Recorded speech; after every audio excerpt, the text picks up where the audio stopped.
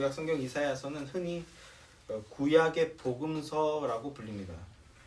예수님의 사역을 가장 많이 풍성하게 예언하고 있기 때문인데요.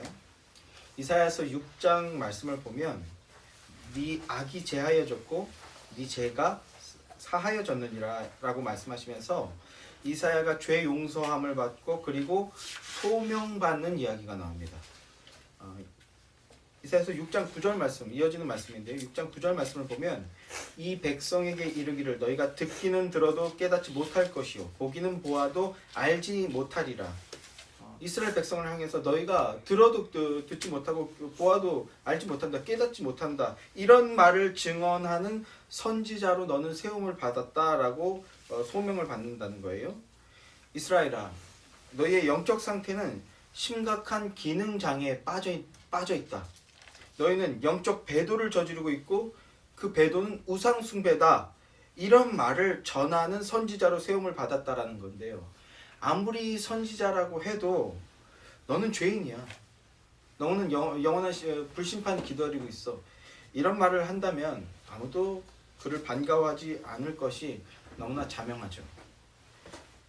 이사야는 보아도 보지 못하고 들어도 듣지 못한다라는 말을 전하는 사명을 받았습니다. 그래서 그의 사역을 맹인과 기머거리 사역이다 이렇게 말합니다. 그러나 미래에는 종말의 시온이 회복되는 놀라운 대반전의 은혜의 역사가 일어날 것이다. 이렇게 말하는 것이 이사야서의 메시지입니다. 이사야서 35장 5절 말씀을 보면 그때의 맹인의 눈이 밝을 것이며 못 듣는 사람의 귀가 열릴 것이며 합니다. 미래의 한 사건을 통해서 맹인이 눈을 떠 보게 되고 듣지 못하는 자가 기머거리가 듣게 되는 기적적인 일들이 이루어지게 될 것이다라는 것을 이사야가 미리 내다보고 예언하고 있다는 겁니다. 그런데 그 일이 누구를 통해서 이루어지는가? 35장 4절 말씀을 보면 이렇게 말씀해요. 겁내는 자들에게 이르기를 굳세어라. 두려워하지 말라. 보라, 너희 하나님이 오사 보복하시며 갚아주실 것이다. 공중권세 마귀를 향해서 보복하는 것, 이것이 십자가 사건 아닙니까? 보라, 너희 하나님이 오사 보복하시며 갚아주실 것이라. 하나님이 오사 너희를 구하시리라 하니라 말씀합니다. 이사야는 오실 여호와의 종 메시아를 통해서 진정으로 보게 되고 진정으로 듣게 될 날이 올 것이다 라는 것을 예언하고 있는 겁니다. 42장 6절에서는 또 이렇게 말씀합니다. 나 여호와가 의로 너를 불렀은즉 내가 내 손을 잡아 너를 보호하며 너를 세워 백성의 언약과 이방의 빛이 되게 하리니. 예수의 의 교회니까 이 말씀에도 예민하고 그리고 어떤 그 자부심? 뭐라 그럴까요? 이런 것들을 붙들고 이 말씀을 봐야 하는데 여호와가 의로 너를 불렀다. 내 손을 잡아 너를 보호한다. 너를 세워서 언약의 백성, 이방의 빛이 되게 하겠다. 이렇게 말씀합니다. 그리고 내가 눈먼 자들의 눈을 밝히며 갇힌 자들을 감옥에서 이끌어내며 흑암에 앉은 자를 감방에서 나오게 하리라 예언합니다. 여호와 하나님께서 메시아 그리스도를 통해서 맹인의 눈을 뜨게 하실 것이다 라는 겁니다. 그것을 이사야가 미리 듣고 바라보면서 예언하고 있는 거예요. 그래서 예수님께서 공생애를 시작하실 때 나사렛 회당에 들어가셔서 성경을 읽으시죠. 성경을 읽으시는데 어떤 성경을 읽으시냐 하면 이사야서 말씀을 읽으십니다. 이사야서 61장 말씀을 읽으십니다. 그리고 아주 의미심장한 말씀을 하시는데요. 제가 읽어드릴게요. 누가복음 4장 18절부터 21절 말씀입니다. 주의 성령이 내게 임하셨으니 이는 가난한 자에게 복음을 전하게 하시려고 내게 기름을 부으시고 나를 보내사 포로된 자에게 자유를, 눈먼 자에게 다시 보게 함을 전파하며 눌린 자를 자유롭게 하고 주의 은혜의 해를 신년이죠. 전파하게 하려 하심이라 하였더라. 책을 덮어 그 맡은 자에게 주시고 앉으시니 이 당시의 문화는요. 지금 우리는 이렇게 서서 이야기하죠. 앉아서 책을 읽었더라도 강독자는 설교자는 서서 이야기하는데 이때는 문화가 달랐던 것 같아요. 하나님의 말씀을 감히 앉아서 읽을 수 없는 거죠. 서서 읽고 그리고 말할 때 이제 앉는 겁니다. 마치 심포지움에 그 어떤 발제자가 그 메인 테이블에 앉듯이 앉는 겁니다. 그리고 이제 그 말을 자신의 주장을 전하는 것인데 설교하는 것인데 그렇게 주시고 앉으시니 회당에 있는 자들이 다 주목하여 보더라. 저 말씀을 왜 읽었을까? 저 말씀을 가지고 저 사람이 무슨 말을 하려고 하는 것인가? 이렇게 쳐다본다라는 거예요. 그리고 이에 예수께서 그들에게 말씀하시되 뭐라고 말씀합니까? 이 글이 이사야서 61장의 말씀이 오늘 이 말, 지금 내 말을 듣는 나를 바라보는 너희의 귀에 응하였느니라. 이렇게 말씀합니다. 이 글이 오늘 너희 귀에 응하였느니라. 예수님을 바라보고 그리고 예수님의 말씀을 듣는 자들 그리고 예수님의 십자가의 죽으심과 부활을 믿는 자들에게 공히 말씀하시는데 이 글이 오늘 너희 귀에 응하였다. 이렇게 말씀합니다. 예수님이 성육신 하심으로써 이사야의 예언이 성취되었다고 선언하시는 것인데 예수님의 성육신 사건과 예수님의 사역을 이사야서 오늘 이 말씀 그 누가복음의 말씀과 이사야서의 관점으로 정의한다면 예수님의 사역은 뭡니까? 어떻게 정의할 수 있습니까? 영적 맹인과 영적 기머거리 된 자들, 본다고 하지만 진리와 참 생명을 보지 못하는 자들, 듣는다고 하지만 진리의 말씀을 듣지 못하는 자들, 다른 복음, 거짓 복음에 현혹되어서 이끌려가는 인생들, 그 자들을 향해서 고치는 사역을 하러 오신 거라는 겁니다. 그게 예수님의 오심이라는 거예요. 그런 자들을 고쳐주시고 새롭게 하시는 사역이 예수님의 사역이었다라는 겁니다. 그래서 복음서를 보면 예수님의 치유 기사들이 많이 기록되어 있는데 그 많고 많은 병자들 중에서 주로 맹인들을 고쳐주시고 그리고 주로 귀머거리들을 고쳐주시는 그런 말씀들이 많이 기록되어 있는 것을 볼 수가 있죠. 그 당시에는 이런 병자들만 있었다라는 게 아니라는 거예요. 그 고침을 통해서 무언가를 말씀하시고자 하신 건데 우리에게 알려주고자 하신 것인데 예수님이 영적으로 맹인된 자들, 영적으로 귀머거리 된 자들을 고쳐주려고 오셨다. 이걸 말씀하시기 위해서 맹인된 자들, 귀머거리 된 자들을 고쳐주신 겁니다. 오늘 본문 요한복음 9장에서도 맹인을 고쳐주시는 이야기가 나오죠. 그것도 나면서부터, 날 때부터 보지 못한 맹인에 대한 이야기입니다. 이 말씀도 역시 예수님은 단순히 어떤 병자들을 고쳐주시고 낫게 해주시는 기적적인 능력을 지니신 분, 굉장히 어메이징한 분이시다, 뭐 이런 이야기를 말씀하고자 하시는 게 아닙니다. 이 치유 기사를 통해서 예수님은 영적으로 맹인된 자들을 고쳐주려고 오셨다, 눈을 뜨게 해 주시기로 오셨다라는 겁니다. 그뿐만 아니라 그들에게 새로운 생명, 새로운 삶, 영생이죠. 영생을 주시기에 오신 분이시다라는 것을 우리에게 말씀해 주고자 하시는 겁니다. 이 날 때부터 맹인인 사람, 맹인된 사람을 고쳐주시는 이야기에 예수님께서는 의미심장하게도 이런 말씀을 하시죠. 내가 세상에 있는 동안에는 세상의 빛이다. 내가 세상의 빛이다. 이 세상의 빛이라는 말씀은요, 이 9장에도 나오지만 바로 앞장인 요한복음 8장에서도 세상의 빛이다라는 말씀이 나옵니다. 요한복음 8장과 9장은요 자세히 보면 서로 긴밀한 구조로 연결되어 있어요. 그리고 뭔가를 서로 비교하고 대조하고 있다는 것을 우리가 볼 수가 있어요. 천천히 자세히 보게 되면 간략하게 몇 가지만 제가 소개를 시켜드려 볼게요. 먼저 8장 58절 말씀, 59절 말씀을 보시면요, 예수께서 이르시되 진실로 진실로 너희에게 이르노니 아브라함이 나기 전부터 내가 있느니라 하시니, 예수님께서 내가 메시아다, 그리스도이시다라는 걸 이제 그 함축적인 언어로서 이제 말씀하기 시작하시는데 내가 아브라함보다 먼저 난 자다라는 말씀을 하시는 거죠. 그 말씀을 듣자 이스라엘 백성들이 어떻게 반응합니까? 그들이 돌을 들어 치려 하거늘 예수께서 숨어 성전에 나가시니라, 이렇게 말씀하고 있어요. 이 말씀은 저는 어렸을 때 주일학교 때 들은 설교가 아마 그 영향을 주지 않았나 생각하는데 어렸을 때 그렇게 생각했어요. 막 당당하게 이렇게 설교를 하는데 막상 이제 이 설교를 사람들이 듣고 싫어하는 거야. 그리고 막 승질을 내고 화를 내고 공격하려고 하니까 예수님이 쫄아서 도망치셨다. 이렇게 어렸을 때부터 이런 이미지를 갖고 있었어요. 이 말씀에 대해서. 예수님께서 목숨이 위험해지니까 당당한 척 하다가 목숨이 위험해지니까 얍삽하게 몸을 피신했다. 그러면 그분이 정말 메시아가 맞나?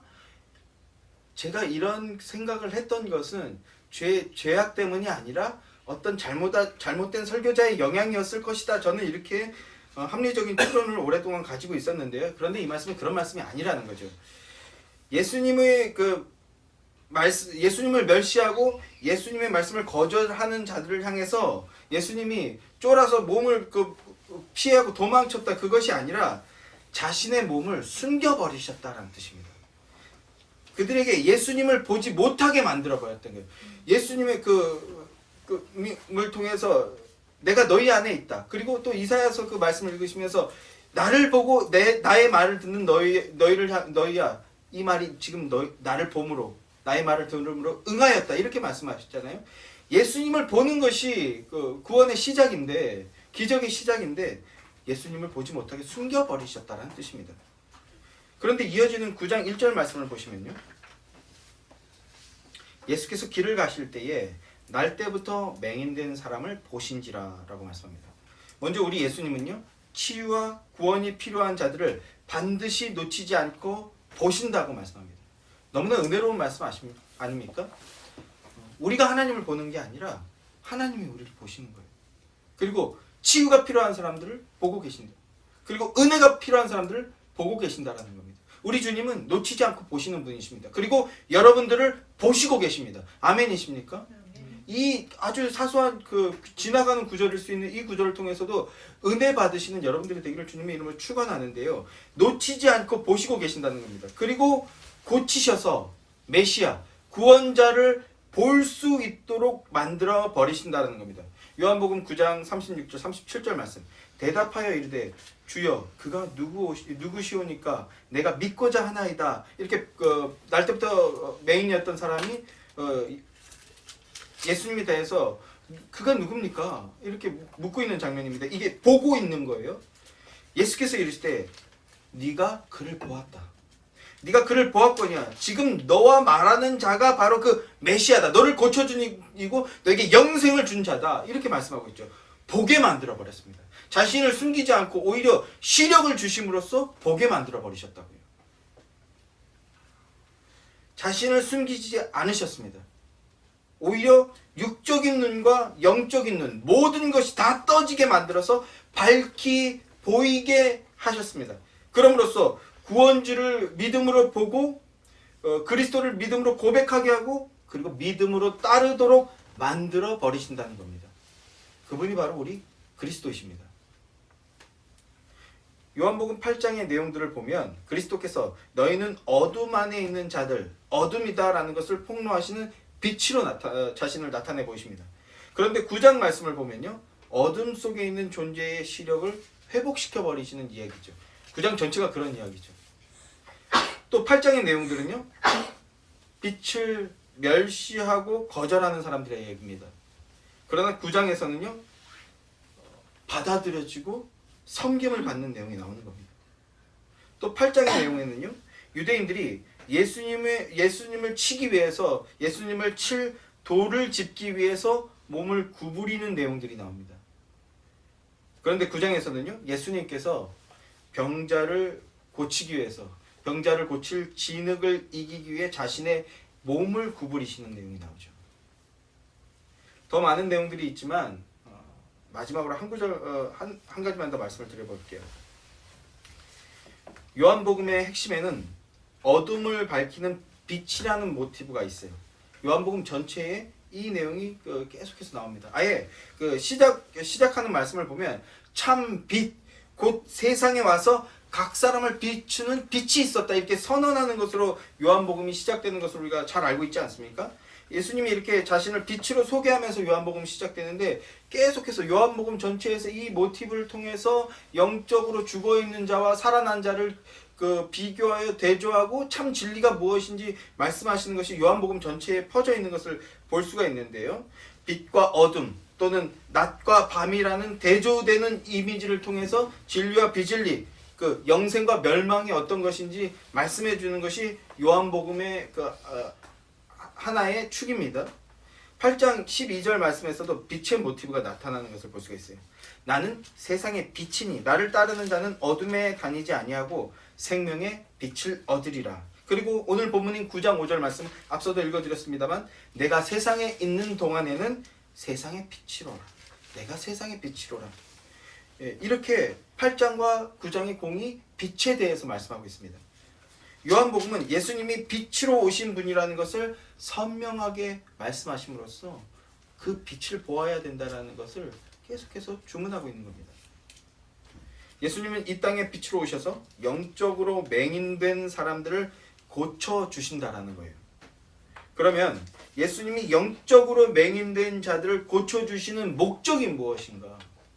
오늘 이 내용을 나눌 것인데, 자, 먼저 1절부터 3절 말씀을 보세요. 오늘 본문 9장 1절부터 3절 말씀입니다. 예수께서 길을 가실 때에 날때부터 맹인된 사람을 보신지라. 다시 한번 말씀을 드립니다. 예수님 그리고 우리 하나님은요, 당신께서 예정하고 선택한 당신의 백성들을 단 하나도 놓치지 않으십니다. 보고 계십니다. 그 머리카락까지도 세시면서 보고 계신다는 것을 기억하시기 바랍니다. 이어지는 2절 말씀입니다. 제자들이 물어 이르되 라삐여 이 사람이 맹인으로 난 것이 누구의 죄로 인함이니까? 자기이니까 그의 부모이니까? 예수께서 대답하여 이르시되 이 사람이나 그 부모의 죄로 인한 것이 아니라 그에게서 하나님이 하시는 일을 나타내고자 하심이라. 제자들이 묻죠. 날 때부터 저주받은 저 저주는, 날 때부터 맹인된 저것은 저주라고 생각하는 거예요. 그래서 저 저주, 저 형벌은 왜 받은 것입니까? 왜 저런 저주 같은 일이 벌어지고 왜 저런 형벌 같은 일이 저 사람에게 벌어진 겁니까? 누구의 죄 때문입니까? 날 때부터 생긴 것이라고 하는데 그 사람이 아기 때 무슨 엄청난 죄라도 저지른 겁니까? 아예 뱃속에서 무슨 엄청난 죄를 졌습니까? 아니면 그 부모의 죄가 저 사람한테 전가가 된 겁니까? 지극히 유대인의 전통적인 인습이나 율법관을 근거로 해서 정죄하는 태도로 예수님께 묻고 있는 겁니다. 그러나 우리 예수님, 하나님은 전혀 다른 이야기를 하십니다. 아니다. 그거는 누구의 죄도 아니다. 그것은 하나님께서 그에게서 하나님이 하시는 일을 나타내기 위해서 그렇게 하신 것이다. 이렇게 얘기합니다. 하나님의 일, 하나님의 영광을 위한 것이다 라고 하는 것입니다. 여기의 모습에서, 제자들의 모습과 예수님의 모습에서 우리는 그 빛과 어둠, 그 낮과 밤의 상태를 대조하며 선명하게 비교해 볼 수 있는데, 이것은 상황과 이웃을 바라보는 시선, 관점이 전혀 다른 것을 보여주는 겁니다. 하나님 중심으로 바라보는 시선과 육적인 시선, 인간 중심으로 바라보는 시선, 이 두 개의 시선이 지금 등장하는 거예요.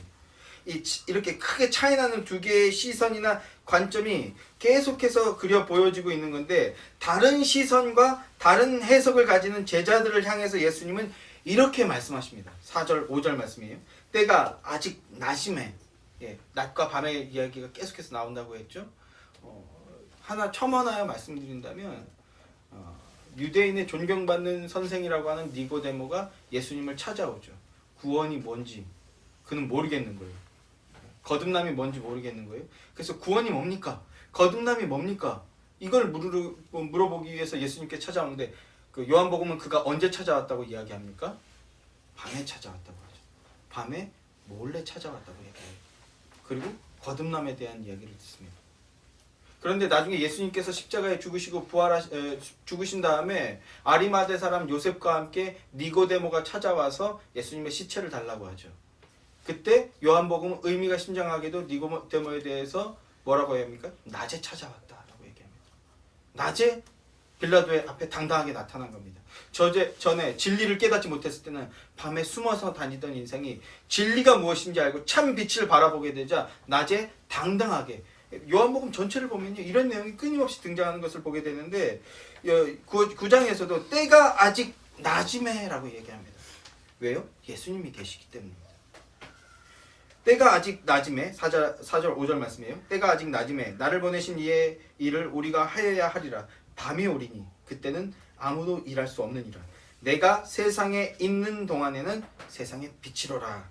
때가 낮이다. 빛이신 예수님이 계시기에 그것은 환한 낮이라는 겁니다.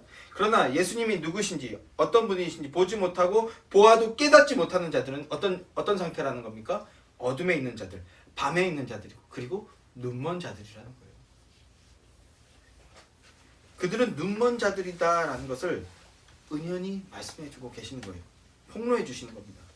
그런데 빛이신 하나님, 이 빛이신 예수님은 어둠을 폭로하는 것으로 끝내는 게 아니에요. 단순히 죄를 폭로하는 것으로 끝내는 분이 아닙니다. 빛이시기 때문에 어떻게 됩니까? 빛이 나타나면 어떤 일이 벌어집니까? 어둠이 물러가게 되죠. 어둠이 물러가게 되고 밝고 환하게 비춰지게 하시는 분이십니다. 빛을 보지 못한 자, 어둠 가운데 있는 자를 예수님은 고치시고 새롭게 하시는 분이시다라는 말씀입니다. 6절 말씀을 보세요. 이 말씀을 하시고 땅에 침을 뱉어 진흙을 이겨 그의 눈에 바르시고 라고 말씀하죠. 예수님이 참 거추장스럽게 땅에 침을 뱉으시는 거예요. 어떻게 뱉으셨을까요? 어떻게 또 괜히 갑자기 리얼하게 좀 흉내를 내고 싶은 욕구가 막 오지만 참 말씀을 회방하는 자가 될지 몰라서 참겠습니다. 땅에 막 침을 뱉으시는 거예요. 조금 진흙을 일겨야 되니까 눈에 바르더라도 진흙을 일겨야 되니까 많이 뱉으셨을 것 같아요. 침을 뱉어가면서 흙이 진흙이 되게 만들게 이렇게 막 이겨서 반죽을 하시는 거죠. 그리고 그 이긴 흙을 맹인의 눈에 이렇게 싹 발라주시는 거예요. 싹 발라주시는. 사실 예수님은요, 그 맹인을 향해서 그저 눈을 떠라, 일어나 걸으라라고 말씀하시고 자리를 들고 일어나 떠나라 이렇게 말씀하셨잖아요. 그냥 눈을 떠라 이렇게 말씀하시는 것만으로도 얼마든지 그를 치유하고 새롭게 하실 수 있는 능력이 있으신 분입니다. 그런데도 굳이 흙에 침을 뱉어서 그것을 뭉치고 이겨서 눈에 발라 그를 치유해 주셨다. 이렇게 하셨다라는 건 어떤 의미가 있다라는 것이죠. 왜 그렇게 하셨을까요? 요한복음 1장과 2장은요. 창세기 그 천지창조의 모티브를 그대로 차용하고 있습니다. 그리고 창세기의 내용을 그대로 재현하는 것이 요한복음이 전체적으로 가지고 있는 또 하나의 어떤 표현의 그 축이거든요. 그러니까 예수님께서 지금 진흙을 발라서 그의 눈을 낫게 하신다라는 것은 창세기의 모티브예요. 마치 창세기에서 하나님이 흙으로 아담을 자기 형상으로 지어 만들었듯이 맹인을 지금 하나님의 형상으로 다시 만들어 버리고 계신 겁니다. 단순히 그 눈을 조금 고쳐주시고 이 정도가 아니라 진흙을 바르는 것을 통해서 무엇을 말씀하시는가? 하나님의 형상으로 다시 만들어 버리고 계신다라는 거라고요. 재탄생시키시는 겁니다. 구원하시고 그 하나님의 형상으로 회복시켜 버리시는 거라는 겁니다. 날 때부터 맹인이었던 자를 흙을 비벼서 고치시는 목적이 무엇이었는가? 그리고 예수님의 빛으로 오신 것을 말씀하시는 목적이 무엇이었는가? 영적으로 맹인된 우리들을 하나님의 형상으로 회복시켜 버리겠다라는 선언의 말씀과 같은 거라는 거예요. 창세기를 보면 하나님의 형상으로 지음받은 아담과 하와가 선악과를 따먹죠. 선악과를 따먹음으로써 하나님의 형상을 잃게 되었습니다. 그리고 선악과를 따먹자 그들에게 무슨 일이 벌어졌다라고 말씀합니까? 그들의 눈이 밝아졌다라고 말하죠. 눈이 밝아졌다는 게 무슨 뜻입니까? 뭐 선글라스 같이 막 깜깜하다가 이제 다초점 렌즈처럼 막 환하게 비춰졌다 뭐 이런 뜻인가요? 아니죠. 눈이 밝아졌다라는 건 자기의 시선, 육신적인 시선으로 세상을 바라보게 됐다는 뜻이에요. 자기를 중심으로 하는 시선으로 선과 악을 스스로 판단하고 분별하는 상태가 되었다라는 겁니다. 하나님 중심, 하나님 말씀 중심으로 선과 악을 분별하고 그 위에서 판단하고 그 위에서 나의 육신과 죄악과 어리석음을 부정하고 그 위에서 하나님의 지혜를 찾고 구하고 따르려 하는 것이 아니라 자기가 보기에, 자기가 듣기에, 자기가 생각하기에 그것을 선이라고 생각하고 그것을 의라고 판단하고 그것을 추구하는 상태가 되었다라는 것이 눈이 밝아졌다라는 말씀의 뜻이라고요. 그 상태가 하나님의 형상을 잃어버린 상태로서 바로 요한복음은 영적 맹인이라고 말하고 있는 겁니다. 영적 맹인이요 귀머거리다라는 겁니다. 하나님의 형상 이런 상태. 제가 유튜브를 보다가 또 알고리즘에 따라서 막 알고리즘의 의식의 흐름을 따라서 가게 되는데 어떤 격투기하는 유튜버인데 갑자기 격투기하고 상관없는 영상이 하나 뜨는 거예요. 그래서 봤는데 어떤 내용이냐면 이 격투기 관장인데 이 사람이 어떤 보이스 피싱에 걸린 어떤 할머니를 도와주는 내용입니다. 딱 보니까 전의 과정이 자세히 안 나와서 정확하게 볼 수가 없는데 이 할머니가 지금 보이스 피싱 사기를 당해서 지금 현금을 인출해가지고 그걸 보이스 피싱 범들에게 넘기기 바로 직전에 그 할머니를 딱 붙잡은 거예요. 지금 만류하게 된 거예요. 그래서 할머니 이거 보이스 피싱 같은데 돈 보내시면 안 돼요. 한 2천만 원인가 되는 돈인데 보내시면 안 돼요 라고 하는데 그런데 그 할머니가 아니라고 보이스 피싱 아니라고 이 돈 빨리 보내야 된다. 아니면 나가 지금 큰 손해를 보게 된다고 하고 지금 막 만류를 그 사람이 붙잡고 만류하는데도 지금 입금을 하려고 하는 거예요. 그래서 이 관장이 답답하니까 은행 직원이랑 막 사람들을 불러서 확인을 시켜주는 거예요. 이 돈이 지금 입금하면 안 될 것 같다. 정상적인 내용이 아닌 것 같다라고 하고 그래서 은행 직원조차도 이거 보이스피싱 같다. 할머니 이거 보내시면 안 돼요 라고 말씀하는데 그런데 할머니가 뭐에 홀린 사람처럼 아니라고 지금 왜 그러냐고 빨리 보내야 된다고 안 그러면 지금 오후에 내가 지금 이 2천만 원 안 보내면 이 돈 안 보내면 지금 몇 억 지금 손해보게 됐다고 말리지 말라고 빨리 입금해달라고 하는데 막 붙잡고 있는 거예요. 그러니까 막 처음에 목격한 그 관장이랑 사람들이 막 답답해하는 거죠. 안 된다 지금 이거 보이스피싱인 것 같다. 경찰 올 때까지 기다려 보시라고 하는데 막 그 만류를 뿌리치고 막 돈을 막 입금해달라고 빨리 재촉을 하는데 그 근거가 뭐냐? 내가 들었다라는 거예요. 내가 그 사람한테 그 얘기를 다 들었다라는 거예요. 내가 지금 이 돈을 입금하지 않으면 오늘 오후에 뭐가 지금 막 터져가지고 내가 지금 수억의 지금 피해를 보게 된다고 내가 그 얘기를 내가 들었다. 그 옆에 사람은 그게 보이스피싱인 것 같다라고 하는데 아니야. 내용이 중요한 게 아니라 내가 그 말을 들었어라는 이 논리에 지금 막 뭐에 홀린 사람처럼 빨리 보내달라고 하는 거예요. 그런데 다행히 경찰까지 와서 강제로 그거를 입금을 못하게 해서 그 보이스피싱의 그 사기는 일단락이 됐는데 저는 그 영상을 보면서 눈물이 날 것 같더라고요. 마치 그 38년 된 병자가 예수님이 그 앞에 서 계신데도 지금 당신 누구신지 모르겠는데 나를 저 베데스다 목가에 좀 끌고 가달라 데려다 주라.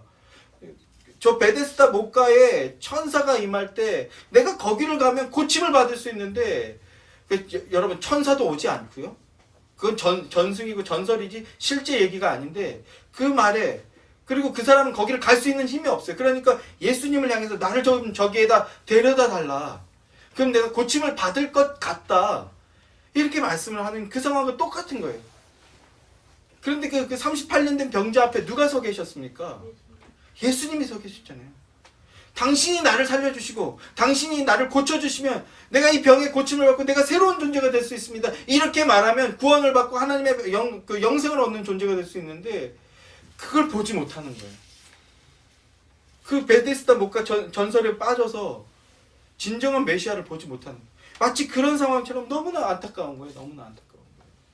자기가 듣고 싶은 이야기, 자기가 만족하는 이야기, 자기가 진리라고 여기는 얘기, 자기가 빛이라고 생각하는 그 빛, 그 복음, 그런 것들을 따르면서 정작 진짜 복음, 진짜 진리를 버리는 이 상황들을 보면서 좀 가슴이 너무 아픈 거예요. 마음이. 인간은 하나님의 형상을 잃은 인간은 자기가 스스로 판단하기에 나는 눈을 뜨고 있다. 이렇게 판단하고 있습니다. 그러나 하나님이 보시기에는 뭐라는 거예요? 다 맹인이라는 거예요. 다 기머거리라는 겁니다. 예수님은 약속대로 이 땅에 오신 거거든요. 그럼 이 땅에 왜 오셨습니까? 오신 목적이 무엇입니까? 영적으로 맹인된 우리의 존재와 삶을 역전시켜 주시겠다라는 거예요. 재탄생시켜 버리겠다라는 겁니다. 다시 만들어 버리겠다라는 겁니다. 옳게 회복시키겠다는 겁니다.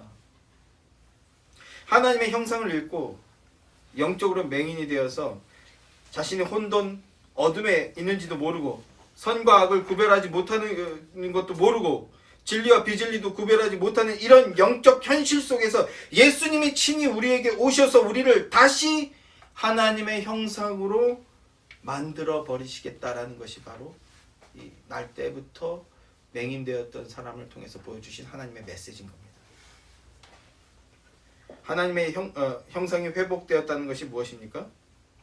이전에 내 시선과 내 관점에서 선과 악을 구별했고 무엇이 진리인지 비진리인지 판단했다면 이제는 하나님의 시선으로 시력을 주셨잖아요. 빛을 보게 만들어 주셨잖아요. 그래서 하나님의 시선, 하나님의 시각으로 선과 악을 구별하고 말씀대로 따르는 거죠. 선과 악을 구별하고 선을 따르고 순종하는 자로 불러 세웠다는 것입니다. 어둠에서 빛으로 나온 겁니다. 그것이 하나님의 목적이고 빛으로 오신 예수님의 목적이었던 겁니다. 하나님의 형상을 회복한다는 것은 안식을 누리며 주님과 교제하는 상태가 되었다라는 거예요. 맹인이 고침을 받는 날은 안식일이었습니다. 예수님이 굳이 안식일날 일을 벌리시죠. 그리고 성경 기자들은 그걸 단단하게 기록하고 있는데 예수님은 의도적으로 안식일날 병을 고치셨습니다. 구속사적으로 보았을 때 진정한 안식은 예수 그리스도 안에 들어갈 때 이루어지는 것이라는 것을 말씀하려고 하는 것인데요. 먼저는 안식일날 병자를 고치시면 누군가 트집을 잡힐 거라는 걸 알고 계셨어요. 누굽니까? 바로 바리새인들이죠. 그런데도 예수님은 의도적으로 안식일날 병자를 고치셨어요. 왜 그렇게 하셨습니까? 창세기 천지창조 기사를 보면 하나님께서 6일째 날 인간을 하나님의 형상으로 지으시고 그리고 7일째 날 안식하셨습니다. 그 안식의 의미가 뭡니까? 온 우주를 만드는 게 너무나 고생스럽고 힘이 들어서 아이고 나도 이제 한물 갔나 보다 이러면서 쉬신 게 아니라는 거죠. 그게 아니에요. 안식은 휴식했다라는 게 아니라 안식은 첫째로 온 우주의 왕으로서 등극하시는 겁니다. 당신께서 만들어 놓고 그 창조물, 피조물들 위해 내가 진정한 왕이라는 것을 보여주시는 거예요. 안식하셨다라는 거예요.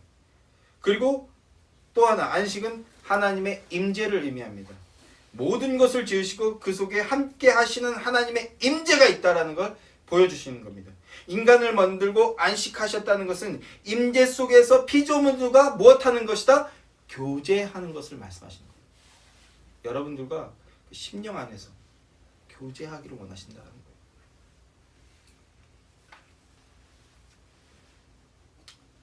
예수님은 맹인의 눈을 뜨게 하여서 하나님의 형상으로 회복시키시고 그리고 임재 속에서 그와 교제를 나누기를 원하시는 겁니다. 맹인의 입장에서 한번 생각해 봅시다. 날 때부터 맹인이었던 사람이었습니다. 평생을 맹인으로 살았습니다. 어땠을까요? 맹인이지만 보지 못하지만 그래도 소확행이라고 그 안에서 감사할 것 찾고 행복해하면서 살았을까요? 감사해야 하는 삶을 살았을까요? 모르지만 그렇지 않았을 확률이 훨씬 더 높죠. 본다 하고 두 눈 시퍼렇게 뜨고 보는 사람도 감사하기보다는 불평하고 아파하고 고통스러워하고 괴로워하는 게 우리 죄악된 인간의 삶 아닙니까? 모르긴 몰라도 날 때부터 맹인이었던 사람도 목적도 의미도 없는 삶을 살았을 것입니다. 세상에 난 왜 나왔을까? 나는 세상을 왜 살아야 하는가? 어떻게 살아야 하는가? 아무런 감각이나 비전도 없이 그저 하루하루를 연명하듯 살아가는 삶이었을 겁니다. 그런데 그런 사람이 눈이 떠진 거예요. 눈이 밝아진 겁니다. 눈이 밝아진 이후에 그 사람의 삶은 완전히 달라져 버리는 겁니다. 그전에는 천덕꾸러기나 거지 같은 취급을 받았을 거예요. 사람들의 비웃음과 조롱의 대상이었을 겁니다. 그런 인생이었을 것입니다. 그런데 이제는 사람들에게 놀라움과 감탄사를 받는 인생이 되었습니다. 아니 저 사람은 날 때부터 맹인이었던 사람 아니야? 근데 저 사람이 어떻게 눈을 뜨고 본다고 하지? 어떻게 눈을 뜨고 저렇게 뛰어다닐 수가 있지? 이렇게 감탄사를 받고, 그리고 놀라움과 찬사를 받는 인생으로 변화가 돼버린 겁니다. 그게 여러분 성도입니다. 그리고 그 사람들 앞에서, 심지어 바리새인들, 공회원들 앞에서 어떻게 합니까? 메시아, 예수님을 증거하는, 예수님의 메시아이십니다라는 것을 증거하는 인생으로 변화가 되어버렸어요. 하나님 나라를 증거하고 하나님 나라를 위해서 쓰임받는 인생으로 변화가 되어버린 겁니다. 예수님은 이 땅에 왜 오셨습니까? 죄가 없으신 분이 왜 모든 죄를 다 뒤집어 쓰시고 십자가에 달려 죽으셔야 했습니까? 우리를 하나님의 형상으로 다시 회복시키시고 생명을 주셔서 변화된 삶을, 하나님과의 교제 속에서 변화된 삶을 살게 하시기 위해서 그렇게 하신 거라는 겁니다. 영적 맹인과 같은 삶을 살던 우리를 빛으로 오신 예수님께서 눈을 뜨게 해주시고, 그리고 빛을 보게 해주신 겁니다. 만나주신 겁니다. 우리를 만나주시고 하나님의 형상으로 회복시키시고 하나님을 예배하는 인생으로 바꾸어 버리시는 게 예수님의 목적이었던 겁니다. 그저 잘 먹고 잘 살고 돈 많이 벌어서 좋은 집, 좋은 차 사고, 그래서 나름 경제적으로 부유한 삶을 살라고 하신 것이 아니라 하나님의 임재 안에서 하나님과 교제하는 삶을 살라고, 하나님과 교제하는 삶을 살면서 바리새인들과 공회원들 앞에서 당당히 예수님은 그리스도이시다, 메시아시다라는 것을 증언하는 사람으로 변화가 되었던 것처럼, 우리도 하나님을 증거하고 하나님을 증거하는 하나님의 사람으로 쓰임 받는 사람, 그렇게 변화되라고, 자라나게 하시기 위해서 우리에게 찾아와 주신 겁니다. 그것이 은혜죠.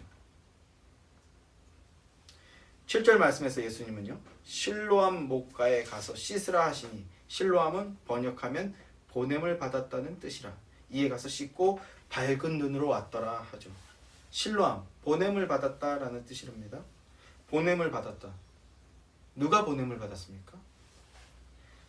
보냄을 받은 분은요, 바로 예수 그리스도십니다. 하나님으로부터 이 땅에 보내심을 받았습니다. 우리에게로 보내심을 받았어요. 그분을 만나면 문제가 해결되고요, 그분을 만나면 영생을 얻게 됩니다. 그분을 만나면 하나님의 형상이 회복되어지고, 그분을 만나고 믿고 붙들면 하나님의 자녀가 되는 권세가 주어지게 된다는 것입니다.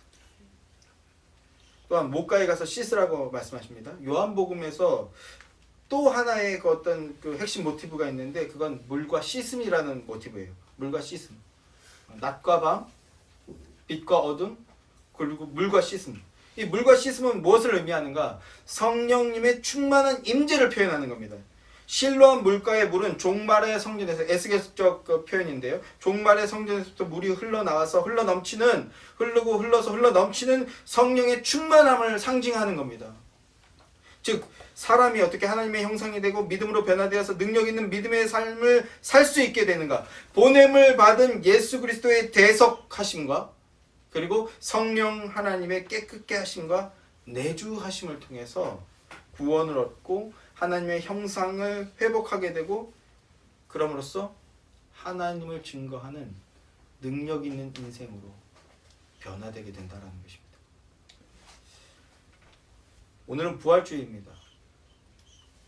영적 맹인된 자들의 눈을 뜨게 하여 생명을, 빛을 보게 해주시기 위해서, 하나님의 형상으로 회복되게 하기 위해서 이 땅에 오셔서 십자가에서 죽으시고 부활하신 것을 기념하는 날입니다. 사랑하는 우리 예수의 교회 성도들 여러분들 10년 가운데 그 부활의 믿음, 그리고 부활의 소망이 견고하게 세워지게 되기를 주님의 이름으로 축원합니다.